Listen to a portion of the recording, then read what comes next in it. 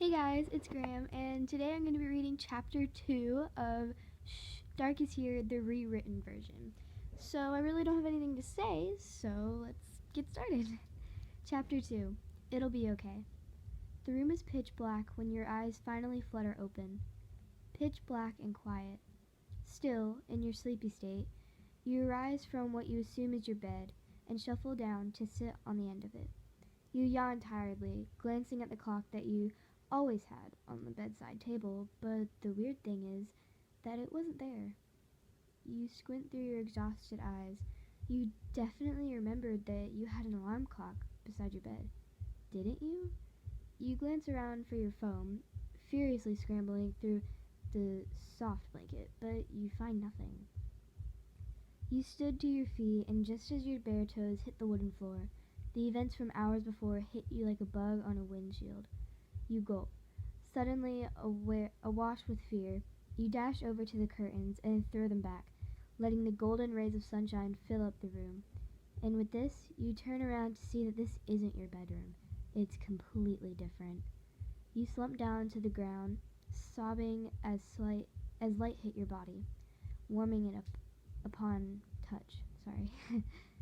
Just calm down, you tell yourself. You could still be dreaming. You let out a huge breath and then pinch the skin on your forearm in between your index finger and your thumb as hard as you can. Pain sears throughout it, and when you pull your fingers away, a bruise begins to form, light pink and pale blue like sky.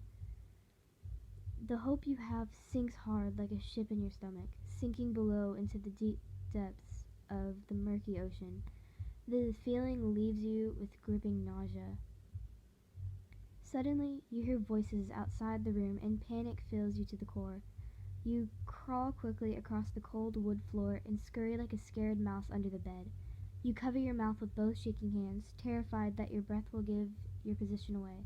The door creaks open, letting in a draft that seeps into your skin.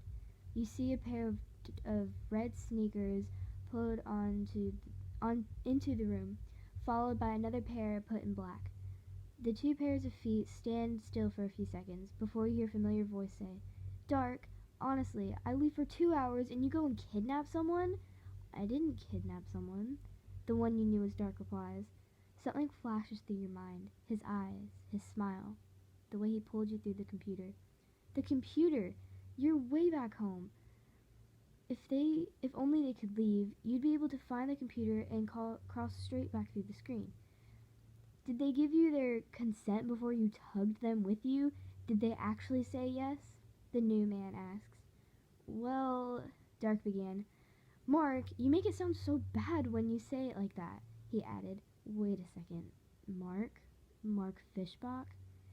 "Because it's bad, Dark. You've kidnapped someone, and by the looks of it, that someone has managed to break free and get away. Try explaining this to the police. Jesus, they probably already called them." "No, they haven't. They have to be hiding somewhere," Dark says stubbornly. Mark just sighs. "Sometimes I wonder why you're even allowed to have a brain," Mark mumbles to himself. You hear them both start walking and see both pairs of feet trudge around the room in search of you. And when both feet disappear out of sight, you make a run for the door. You shimmy out underneath from the bed and launch yourself up, your feet slamming and slapping on the floor. "Hey!" Dark cries out, more out of shock than anger. You dash down the hallway, through a door and another door, before someone rushes at you in from the side as you run. They catch you around the waist, the body and you falling hard against the tiled floor. When you glance up, you catch a glimpse of silverware and realize you had made a beeline for the kitchen, instead of what you thought was the front door. "I got them, Mark," the man at your side called out, locking his arms around you. You gulp. "Please," you cry out, "please just let me go. I won't tell anyone, I swear." Tears start to stream down your face as Mark appears in the doorway. "Oh, for Christ's sake, Dark, you frighten them. Do you not know that normal people text each other first?" Dark comes to your side, removing your attacker's arms and helping you onto your feet. "I'm so sorry," he says, taking a step back. "My brother is an idiot." He flashed you a grin that was meant to reassure you, but all it did was make your heart race more. "Please," you whisper in a shaky breath. "Please, I won't tell anyone." Tears prick your eyes as you slowly shuffle backwards in another attempt to escape. Yet, when your back hits the wall, you realize that there's no point. All sorts of things are running through your head now. Maybe the Mark you had saw all toothy grins and immature jokes has a darker side. Maybe in his spare time he would kidnap fans and plan to kill them. But on the other hand, that did not explain who this Dark was. Mark did say he was his brother, so how come this is the first time anyone has ever heard anything about him? How come it just has to be you? Listen, Mark says after a few minutes with a heavy sigh as he pinches the bridge of his nose. He then pushes his glasses up, looking directly at you as he adds, "We aren't going to hurt you." "What do you want?" you ask through your constricting lungs. "Well, you'd have to ask my brother, that one," he replies. You notice the annoyed tone in his voice. He glances down at Dark, who had been lying on the ground this entire time just staring up at the ceiling, not bothering to get up. Your eyes follow Mark's to the grinning man. "What do I want?" he repeats out loud, more to himself than to you or Mark. He shuffles around and props himself up on his elbows. "Well, I guess I want you," he continues, flashing you his bright white teeth. "But what for?" you question, your eyes trailing the man as he stands up from the floor. He continues to smile all the while. "All three of us in this room know that you don't know Mark as that cute and friendly YouTuber you always watch. You two have a past," he says in a mocking tone. You glance up at Mark and swallow your saliva. He was telling the truth. You and Mark had gone to the same high school, but apart from a few conversations in the crowded corridors and nods of hello in the mornings, there wasn't much of a relationship between you. You couldn't exactly call him an old friend, but when you found his channel a few years back, you were surprised by how good-looking he had turned out, and as well, he was quite charming. "What does that have to do with anything?" you inquire, your brow furrowing in confusion. For some reason, his mention of your past piqued your interest. For the time being. Dark turns his full gaze to Mark, who had suddenly turned a nice shade of crimson. "Dark, I think you should stop talking." Mark stutters through gritted teeth. "Should I?" Dark chirps, a giant grin forming on his pale face. "I honestly don't think I want to." "Stop!" Mark hisses, his demeanor changing in a split second. He grabs Dark by the cuff of his shirt, pulling his face close to his. "I told you to stop, Dark," he growls, his words short and sweet. His face is twisted in anger, his eyes a light resemblant of the fire in his belly. His gaze flickers back to you, and for a brief moment they still hold that fiery anger for his brother, before softening and returning to the chocolate dough eyes you know from his videos. Mark, with his handsome face, turns away from his laughing brother and faces you completely. He clears his throat, removing his hands from Dark's collar. "I'm sorry for the stunt which he states, his eyes flickering to Dark. They regain contact with you, and he continues, "has pulled. I'd be glad to drive you home." That goofy smile that's so familiar pulls on his lips, as if his brief flash of anger hadn't just happened. A normal person would have agreed to this offer, but it feels strange to you. The preferred sentence did enter your mind. It was on the tip of your tongue, ready to be released, but you didn't say it, and subconsciously you stated, "No thanks." Mark stares at you, confusion and shock smattered right across his pretty face, his brother wearing the same expression. "In fact," you begin more confidently, "I'd like to know exactly why I was brought here." Dark's the first one to smile.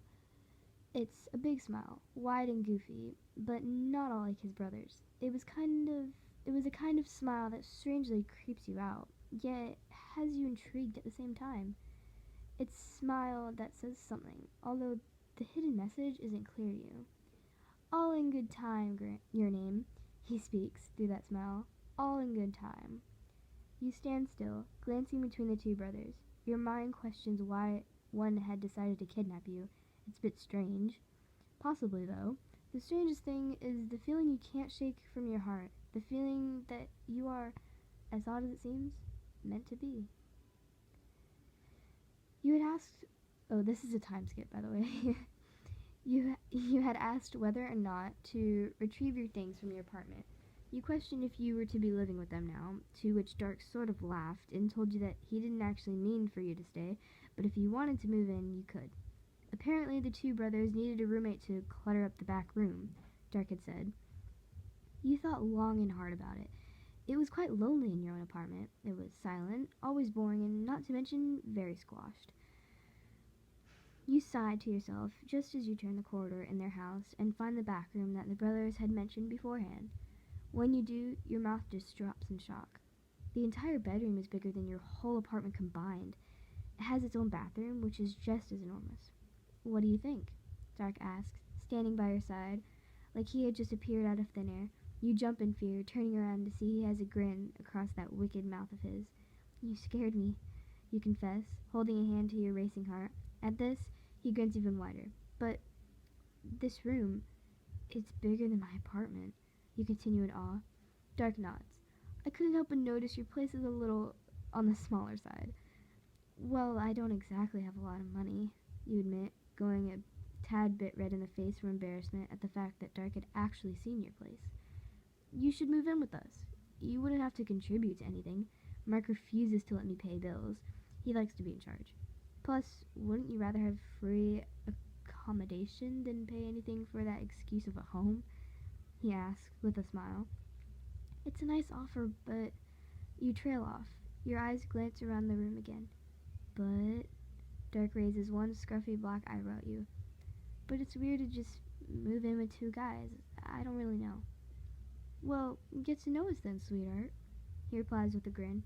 You notice, in short time of knowing him, that he likes to grin. A lot. You think it may be because he has a lot of happiness, which is quite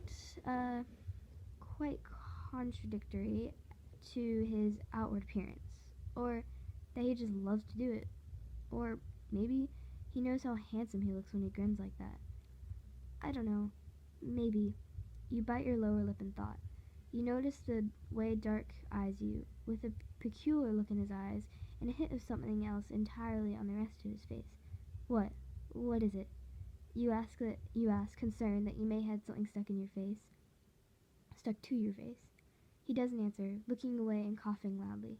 You can't help but to notice the tint of red that has splashed onto his cheeks. After a few minutes of thinking, you turn to him and pronounce, "Okay, I'll move in."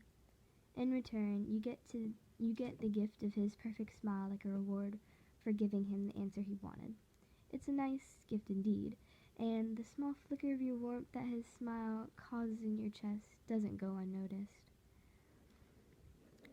Okay, that was chapter 2, and it was really good. I'm really excited to read more, and I'm sorry if you heard like a ding, it was from the phone, but anyways, if you like this, make sure you go down and comment that you want more, like, and maybe subscribe. Alright, I'll see you guys next time. Bye-bye!